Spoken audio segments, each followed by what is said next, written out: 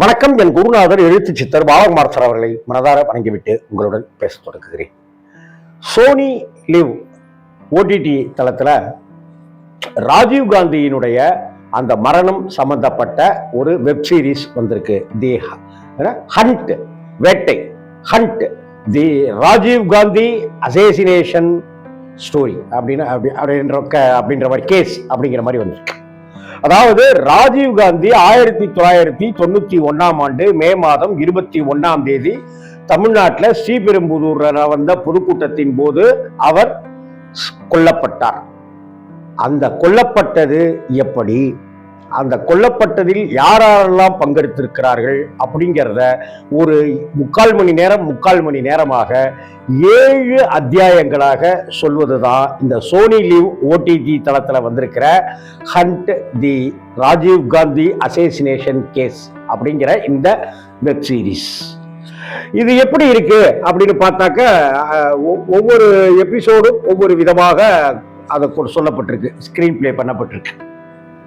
First எடுத்ததுல இருந்தே ஒரு யாழ்ப்பாணம் இலங்கையில இந்திய தூதரகத்துக்கு ஒரு போன் வரும். மே 21 அதாவது ராஜீவ் காந்தி மரணமடைந்த அன்று இரவு மரணமடைகிறார்.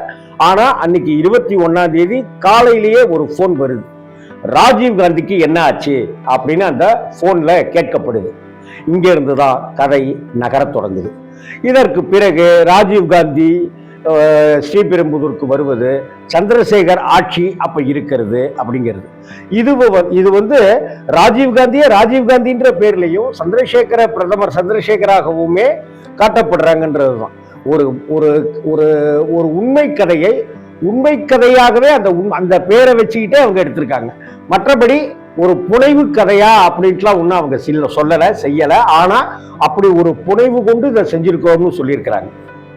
இது ராஜீவ் காந்தி ஸ்ரீபெரும்புதூருக்கு அங்கு ஏற்படுகிற அந்த குரூரமான மரணம், அதை அடுத்து ஒவ்வொருவராக ஹரிபாபுடைய கேமரா கிடைக்குது. அந்த கேமராவுக்கு பிறகு அங்க இருக்கிற போட்டோவெல்லாம் இது டெவலப் பண்ணி பார்க்கும்போது யார் யாரெல்லாம் கிடைக்கிறாங்க, அதுக்கப்புறம் எப்படி அவங்க ஹரிபாபுவோடைய குடும்பத்தார்கிட்ட போய் நெருங்குறாங்க, எப்படி சுபாஷ் சுந்தரம் அதுக்குள்ளார வராரு, இப்படி அதுக்கு அடுத்த கட்டமா எப்படி நளினியை பார்க்குறாங்க, நளினியோட சகோதரர்கிட்ட எப்படி போறாங்க, பேரறிவாளனை எப்படி பிடிக்கிறாங்க, சிவராசன் என்ன செஞ்சிட்டு இருக்கிறாரு, சிவராசன் கூட அந்த தனு மனித வெடிகுண்டாக பயன்படுத்தப்பட்டது எப்படி அப்படிங்கிறதெல்லாம் கொண்டு போய் கடைசியில பெங்களூர்ல அந்த இடத்துல அந்த சிவராசனை பிடிப்பதற்காக 30 மணி நேர போராட்டங்களுக்கு பிறகு உள்ளே போய் பார்த்தாக்க அங்க சிவராசன் இறந்து கிடக்கிறார். அப்படிங்கிறதோட இந்த 7 அத்தியாயங்கள் முடியுது, விரிவடையுது, முடியுது.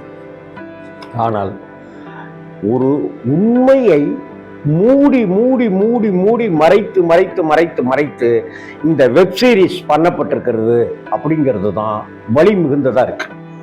அங்க வரக்கூடிய வடநாட்டிலிருந்து வரக்கூடிய அதிகாரிகள் ஒவ்வொரு தருணத்திலையும் தமிழகத்தினுடைய அதிகாரிகளை டீஸ் பண்ணிக்கிட்டே இருக்காங்க, காயப்படுத்திக்கிட்டே இருக்காங்க.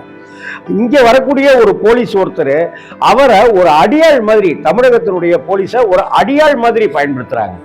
ரகோத்தமன் அப்படிங்கிற ஒரு போலீஸ் அதிகாரியாக இருக்கட்டும், கார்த்திகேயன் அப்படிங்கிற அதிகாரியாக இருக்கட்டும், கர்நாடகத்துல இந்த கேஸ் போகும்போது அங்க இருக்கிறவங்க செய்கிற ஒரு அரசியலாகட்டும்னு அங்கங்க ஒரு காவல்துறைக்குள்ளாரையே ஒரு இன்ஃப்ராஸ்ட்ரக்சர் இல்லாதது, கட்டமைப்பு இல்லாதது, ஒற்றுமை இல்லாததுங்கிறதையும் இதை காமிச்சுக்கிட்டே வராங்க. அதுலேயும் இந்த தமிழர்கள்னாக்கவே இப்படித்தாண்டா இருப்பாங்க, இடியட்ஸ் அப்படிங்கிற மாதிரி காமிச்சிட்டு வர்றதுங்கிறது தொடர்ந்து இது ஒவ்வொரு வெப் சீரிஸிலும் ஒவ்வொரு படங்களையுமே இது நிரூபணம் செய்யப்பட்டுக்கிட்டே வருது, சொல்லிக்கிட்டே வராங்க. இது பார்க்கறதுக்கு அபத்தமா இருக்கு. இதை தவிர்த்து இந்த கேஸ்ல எந்த விதமான இது ஒரு வெப் சீரிஸ்ங்கிறதுனால சொல்றேன், இதுல எந்த ஒரு திடுக்கிடும் சம்பவங்களோ ஆனா போலீஸ் இவ்வளவு பிரமாதமா பிடிச்சிருக்காங்கன்ற மாதிரியோ, ஏன்னா ஒரு பாரத நாட்டினுடைய இந்திய திருநாட்டினுடைய பிரதமராக இருந்து இறந்து போனவருடைய கொலை, அந்த இறந்து போனவர் யார் யார் சாகடிச்சது அப்படின்னு கண்டுபிடிக்கிற ஒரு வேட்டை, ஹண்ட்.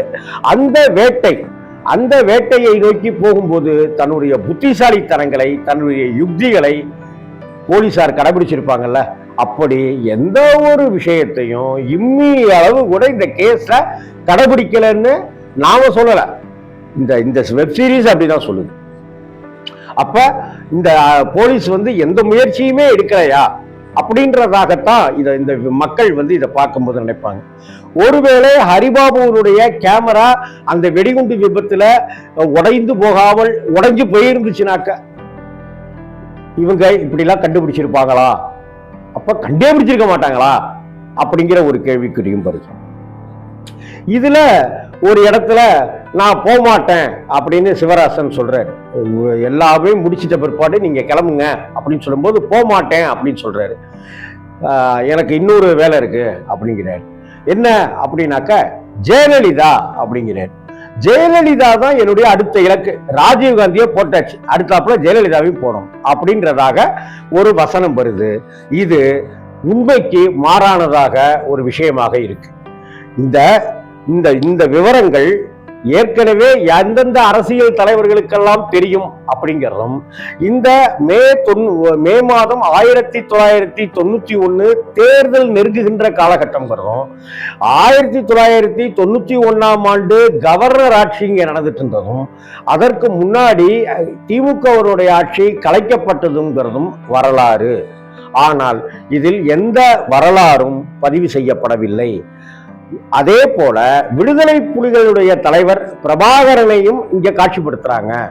பிரபாகரன் பேசுவது போலவும் வேற வழியே இல்லை, அப்ப போற்ற வேண்டியதான்னு நம்ம கொல்லக்கூட்ட தலைவன் நம்பியாரு PS வீரப்பாலாம் பேசுவாங்கல்ல, அது மாதிரியான ஒரு சப்பையான ஒரு விஷயத்த அப்படி பிரபாகரன் சொல்றது மாதிரியும் காமிக்கிறாங்க. உண்மையிலேயே பிரபாகரனுக்கும் ராஜீவ்காந்தியினுடைய கொலை வழக்குக்கும் சம்பந்தமே இல்லைங்கிறதும் பல இடங்கள்ல ரிட்டையர்டான அதிகாரிகள் பதிவு செஞ்சிருக்காங்க. இதுல சிவராசன், அந்த தனு, இவங்கெல்லாம் விடுதலை புலிகள் இயக்கத்தை சேர்ந்தவர்கள் அப்படிங்கிறது மட்டும்தான் உண்மை. அவங்க அங்கிருந்து வந்துட்டாங்கிறதும், அவங்க வெளிநாட்டுல இருக்கிற சிலருடைய சதிகளுக்குள்ளார இருக்கின்றாங்கன்றதும் வரலாறு.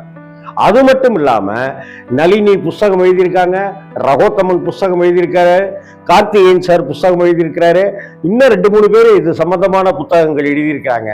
எந்த இடத்துலையும் புலிகளின் தலைவர் பிரபாகரன் அக்யூஸ்ட் அப்படிங்கிறத சரியாக சொல்லவே இல்லை. அதற்கு மாறாக அன்னைக்கு இருந்த பத்திரிகைகள், புலனாய்வு பத்திரிகைகள் எல்லாமே இந்த ராஜீவ்காந்தி, முன்னாள் பிரதமர் ராஜீவ்காந்தியினுடைய கொலைக்கும், சுப்பிரமணிய சுவாமிக்கும், சந்திரா சாமியாருக்கும், சசிகலாவின் கணவர் நடராசனுக்கும் அப்படின்னு ஒரு வளையத்தை போட்டுக்கிட்டே வருது. இவங்களையெல்லாம் விசாரிக்கணும்னு சொல்லப்பட்டு கொண்டே இருந்தது. ஆனால் இது எதையுமே இங்கு காட்சிப்படுத்தப்படவோ அல்லது பெயர் கூட சொல்லவோ இல்லை. அதே போல பேரறிவாளன் அப்படிங்கிறவர் தான் குண்டு தயாரிச்சு கொடுத்தாராம். இந்த மனித வெடிகுண்டு இடுப்புல கட்டிக்கிறதுக்கு உண்டான வெடிகுண்டை தயாரித்து கொடுத்ததாக, பேரறிவாளன் தயாரித்து கொடுத்ததாக இந்த வெப் சீரிஸ்ல காட்டப்படுது. இதுவும் 1% கூட உண்மை இல்லைங்கிறது தான் அன்னைக்கு இருந்த அந்த அதிகாரிகள், இந்த விசாரணையை மேற்கொண்ட அதிகாரிகளுடைய கருத்து. அவர்கள் பேரறிவாளன் பேட்டரி வாங்கி கொடுத்தான், இவன் இதை வாங்கி கொடுத்தான் அப்படிங்கிறது. அதுபோல நம்ம ஊர் தமிழ் சினிமாவில் நடக்கிற ஒரு கிரைம் படங்களா இருக்கட்டும், அல்லது கேரளாவில் நடக்கிற ஒரு கிரைம் படங்களை நம்ம பார்த்தா இருக்கட்டும், அப்படியே மதுரையில ஒரு வீட்டுக்கு போறாங்க, அந்த வீடு பூட்டி இருக்கு, எய்த்தாப்புல நிக்கிறாங்க, அந்த போலீஸ்காரங்களாம் பாக்குறாங்க, அங்க மொட்டையடிச்ச நளினியும் மொட்டையடிச்ச முருகனும் நளினியும் கட்டப்பைய வச்சுக்கிட்டு அப்படியே நிக்கிறாங்க. அப்படியே அவங்க போயிடுறாங்க. என்னங்கடா எங்கடா, ஏன் வந்தாங்க சார், போயிட்டாங்க சார், வந்தாங்களா, நீங்க என்ன பண்ணிட்டு இருந்தீங்க சார்? நாங்க டீ குடிக்க போயிருந்தோம் சார். இவ்வளவு ஒரு அபத்தமா, எவ்வளவு ஒரு அசால்ட்டா இந்த கேஸை டீல் பண்ணியிருக்காங்க. அப்படி இது உண்மைனாக்க அப்ப எவ்வளவு அசால்ட்டா ராஜீவ்காந்தியினுடைய கொலை வழக்கை அசால்ட்டா டீல் பண்ணியிருக்கிறாங்க அப்படிங்கிறதையும் நாம இங்க பார்க்க வேண்டியிருக்கு.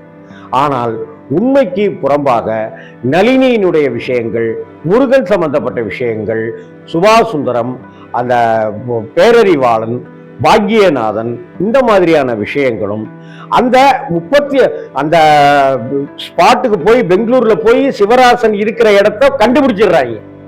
ஆனா உத்தரவு வரல, தள்ளி போடுறாங்க. ஏன் அந்த உத்தரவு யாரால தள்ளி போடப்பட்டது? ஆக இவங்களுடைய டார்கெட் ராஜீவ் கொலை வழக்குல முக்கியமானவர்கள் யாரையும் உயிரோடு பிடிக்க கூடாது. அப்படி உயிரோட பிடிச்சா உண்மைகள் தெரிய வந்துடும் அப்படின்றதுக்காக அவர்களே சயனைடு சாப்பிட்டு இறந்து விடுவார்கள் அப்படின்ற ஒரு கணக்குல அந்த காலதாமதங்கள் ஆக்கப்பட்டுச்சா? அனுமதி தராம இருந்தாங்களா? சயனைடு சாப்பிட்ட உடனே ஒரு ஊசி போடணும், அந்த ஊசி இன்னொரு ஊசி அப்படின்னு இதை போட்டாக்க இதை 30 வினாடிகளில் போடணும், அதுக்கப்புறம் 30 நிமிஷத்துல மருத்துவமனைக்கு கூட்டிட்டு போகணும் அப்படின்னு இந்த வெப் சீரிஸ்ல ஒரு இடத்துல வசனம் வருது. அப்ப அங்க இருக்கிறவங்க இப்ப நீங்க உள்ள போக முடியாது, நாங்க சார் போனாக்கா சைனடு சாப்பிடுவோம். அதான் நம்மள்கிட்ட உபகரணங்கள் இருக்கேன், உபகரணங்கள்ல எக்ஸ்பைரி டேட் இல்லையா, அதனால புது மருந்து வர வச்சிருக்கு. எங்க பெங்களூருக்கு வந்துடும். எங்க இருந்து வரும்? குவாலியர்ல இருந்து வரும். குவாலியர்ல இருந்து அது விமானத்துல வருது. சார் ஹெலிகாப்டர்ல கூட கிடையாதா? இல்ல விமானத்துல தான் வருது. இப்படியான வசனங்கள்லாம் நான் சொல்லல, இந்த வெப் சீரிஸ்லயே இருக்கு. அதற்கு பிறகு வந்தாலும் உள்ள போறதுக்கு அனுமதி கொடுக்க மாட்டேங்கிறாரு உயர் அதிகாரி. கார்த்திகேயன் மென்னு முடிஞ்சு திருன்னு முடிக்கிறார். இதற்கு பிறகு 30 மணி நேரங்களை கடந்து இதுக்கு அப்புறமா அங்க போறாங்க. அதே போல ரங்கநாதன் அப்படிங்கிற ஒருத்தர் ராஜீவ்காந்தியினுடைய கொலை வழக்குல முக்கியமானவரா இருக்கிற சிவராசன் மற்றும் கூட்டாளிகள் சாந்தன் அப்படி இப்படின்னு சில பேர்லாம் இருக்காங்க இல்லையா, அவங்களெல்லாம் அடைக்கலம் கொடுக்கிறாரு. எங்க இதுல பெங்களூர்ல அந்த ரங்கநாதனுடைய மனைவிக்கும் அங்க அந்த சிவராசன் கூட இருக்கிற ஒருத்தருக்கும் அந்த விசாரணைக்கு வந்திருக்கிற ஒரு போலீஸ் அதிகாரிக்கும் தொடர்பு ஏற்பட்டு ரங்கநாதன் சிறை தண்டனை அனுபவிச்சுட்டு வெளியில வரும்போது தன்னுடைய மனைவி அந்த போலீஸ் அதிகாரி கூட வாழ்ந்துட்டு இருக்கிறாங்கிறது உண்மையும் இதுல சொல்லப்படவே இல்லை. இதுல அந்த விஷயங்கள் சொல்லப்படவே இல்லை. அதாவது ராஜீவ்காந்தியை பிடிக்க வந்தவங்க போலீஸ்குள்ள ஒரு ஆளு அங்க டாவடிக்கிறாரு, ரங்கநாதனுடைய மனைவியவே கரெக்ட் பண்ணிடுறாரு. அப்படி இருக்கிற இந்த பட்சத்துல இதையெல்லாம் இங்கு மறைக்கப்பட்டு ஒரு வெப் சீரிஸ்னு போடுங்க. ராஜீவ் காந்திக்கு பதிலா ஒரு நேரு காந்தின்னு போடுங்க, வேற ஏதாவது பேர் வைங்க. ஒரு உண்மை சம்பவம், ஒரு இந்திய திருநாடு உலக அளவுல ஒருத்தரை திரும்பி பார்த்துச்சு அப்படின்னாக்கா அது ராஜீவ்காந்தியினுடைய வயது, ராஜீவ்காந்தியினுடைய அறிவியல் தொழில்நுட்பம், ராஜீவ்காந்தியினுடைய பழகும் தன்மை, இதெல்லாம் இந்திய அளவுல மட்டும் இல்லாம உலக அளவுல ஒரு முக்கியமான பிரதமராக, ஒரு முக்கியமான தலைவராக கண்டறியப்பட்டார். அவரை பற்றி, அவருடைய கொலை சம்பவத்தை பற்றி ஒரு வெப் சீரிஸ் எடுக்கணும் அப்படின்னும் போது அது மிக மிக பொறுப்புடனும் மிக மிக கண்ணியத்துடனும் நேர்மையுடனும் எடுக்கணும். ஆனால் சோனி லீவ்ல வந்திருக்கிற ஹண்ட் தி ராஜீவ்காந்தி அசேசினேஷன் கேஸ் அப்படிங்கிறதுல இந்த கண்ணியம் காப்பாற்றப்படவில்லை. இந்த உண்மைகள் மறைக்கப்பட்டன, திரிக்கப்பட்டிருக்கின்றன அப்படிங்கிறது தான் நிஜம். மற்றபடி இந்த காட்சிகள்ல அமைக்கப்பட்டிருக்கிற வசனங்கள்ல அப்படின்னு எதுலேயுமே மிகப்பெரிய அளவுக்கு நம்மை ஈர்க்கவில்லை அப்படிங்கிறது தான் உண்மை. வணக்கம்.